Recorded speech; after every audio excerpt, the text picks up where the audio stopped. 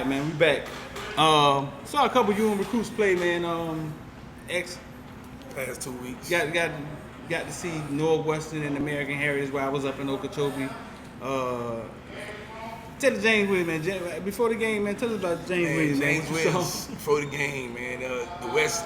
You know, if you ever been to a West game, you know the West plays with a confidence that's unmatched in high school football. They show up. Yeah. They just know the whole boot game thing, the whole pregame, boot game, yeah. trash talking, all of that. Usually it's left for the inner city schools. Usually, you know what I'm saying? But you got big game James Williams. Big game James, I gave him a name. Big game James Williams, man. He looks at them. He runs on the field by himself. You know, West on the field. You know, he go. And he basically like, this ain't what y'all want today. And me personally, I'm like, man, you know, you come from a private school, but that's in my head. But not knowing, you know, James from out of Opa-locka, man. James from out of Opa-locka, man. Right. I'm gonna tell you, and I'm gonna rewind back years when I played. I ended up transferring to Pace my senior year. We got to play Gulliver.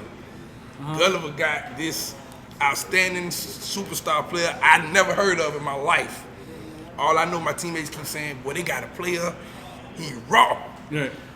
We get there, I see him, number one, Sean Taylor. Okay, yeah, he's at a private school. He can't be that good. That's what I thought. When we go up for the coin toss, and the man don't blink, he don't smirk, he don't smile, he don't do nothing. He just looking serious. And from that moment, I was like, we finna have us a game, because this guy, like, and he literally beat us. He beat us to go to the state. By himself? By himself. Playing what position? Every position. He played running back, he played punt returner, kick returner, safety, receiver, quarterback. He played everything. And they beat us. Fast forward to American Heritage in the West. I'm like, it's happening all over again. I'm like, James Williams is really all over the field. Yeah, he making a big difference. He roams the defense. And you know, American Heritage has a staff full of like NFL players. Yeah, they elite. So they elite. He roams the defense, and it's because his IQ. It's not because they just let him do what he want to do. Yeah, no, his IQ. It's his IQ, and they let him sniff out plays and his instincts to see the things that he sees. James Williams doesn't play everything though, like Sean Taylor did. He play everything on defense. He probably could if he wanted to. I think the closest thing we got to that is like Brandon Ennis, who plays everything for true prep. Brandon you know Ennis, what I'm saying? Yeah. Punts the ball, plays defense, plays offense. And he's only a sophomore. You'll be hearing about Brandon Ennis soon. Probably one of the best in the nation right now. Yeah, he may be one of the best players we ever seen come out of Florida. But James Williams, that factor right there, you don't come on the field talk Northwestern like that. Yeah, I mean, it just doesn't happen. I mean, I only seen one other player do it, and that's T2. Yeah, T2. He just don't. Rock a little bit. Crazy thing is, them two played on the same little league team together. Yeah. Wow. Yeah, they did. T2 played for a couple of league teams though. So, yeah. Who else you saw play? You got who else balled out this weekend? You had Leonard Taylor, Palmetto. Yeah. Number one defensive tackle in the nation. He had like 5 tackles, 4 tackles for a loss, a sack. They ended up winning, right? Yeah, they ended up winning. They got the last 2-point conversion. Shots out to Palmetto staff. They moving on in the playoffs. We seen Jamal Johnson. We just seen Jamal Johnson. And another one. Like, they had a hard time blocking him on Friday night. Yeah, Jamal Johnson is really underrated. Yeah, he's really underrated. He got one of them the motors like Olivier Vernon. He like one of them Olivier Vernon motors. Going to be good, man. I ain't think he was that big. Yeah. Hayes know the game. Hayes studies the game. He knows the game. Yeah, so. Alan Hayes. He both of them got off the other night versus Edison. Edison didn't score a point. They was in score position maybe once or twice, and that was it. Still didn't get in the end zone. Last week, my guy Jacoby George, he had an outstanding game. Yeah. I heard Plantation run the spread now. Like they don't run the wing T no more. They need to run. Like that wing T is dead.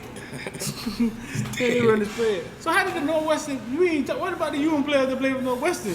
How did they play? How did they play? Romello. I don't know if he was. I don't think he was hurt, but he wasn't full speed. Yeah. But the staff didn't help him out. They didn't he was one-on-one a lot with the cornerback, and they just wasn't.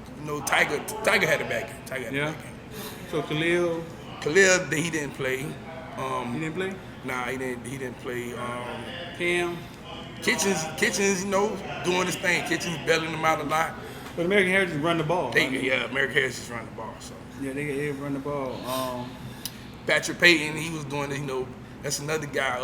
Y'all keep y'all ears locked for him. Yeah, you always on him. He been balling lately. Yeah. So and I heard Rashad Smith did his thing. Rashad Smith ball. They still running the Wildcat. He the one helped them win the other game. The quarterback done went down, and now Rashad Smith is touching the ball over and over again and producing. Another young kid to watch, man. Chaminade running back, Davion Gall's Bullet for the Ravens. Ninth grader. They put him Wildcat. Even the Wildcat as a ninth grader to make decisions to hand the ball. I mean, that was crazy for me. That was crazy that as a ninth grader playoff game, he was trusted to hand the ball off, make decisions. And he's not even at his potential yet. And the crazy thing is, it's like they're gonna lose that. They finna lose that, and then Bullet comes in. It's like. And I was heard the quarterback that came in at the end of the game, Ravens quarterback. He's about 6'4", man, 6'5". Damien said he may be the best one he's had. He say he's farther along than Tyler Huntley was. He said he loves the game, he studies the game, he understands the game. Him and Bullet, they the future of Chaminade. Oh yeah, Chaminade, but Chaminade, they've been getting talent. Another one like Heritage, they're gonna continue getting that talent. You gonna have to continue stealing that pipeline to keep it there. But yeah, I mean, so I don't. I mean, so playoff time. Palmetto's still in it. Palmetto's still in it. and that's I think it's the furthest they've been with that team, with the 5 stars. With that team, yeah. But I mean, the quarterback went down, so now they back against the wall. They already didn't have a lot of offense. That's the crazy part.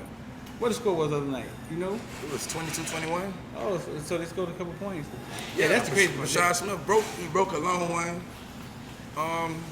Yeah, like teams are having problems with him when he's at Wildcat. So. And that's crazy, right? Because you got Mike Jackson, you got all these wide receivers they got out there, and they just done went Wildcat, and that's working better for them. Sometimes football is checkers, not chess. It is. Sometimes it is checkers, not chess. Anything we heard on Tim Burns, anything where he headed nothing? Nah, not yet, man. But one thing I can say, man, when they lost that game, man, I seen the emotions coming out of Tim Burns. Yeah. And like that's a player who I want, because he didn't want to lose. No. He really didn't want to lose. It hurt. It hurt him more than the other players. You know, a lot of the other players, they didn't want to lose, but he really didn't want to lose. Right. And probably Tim Burns probably gonna stay in state. Central Florida, South Florida, right. FAU. Look out for FAU. Willie gonna start getting some kids out there. They are getting kids. They've been recruiting like madman.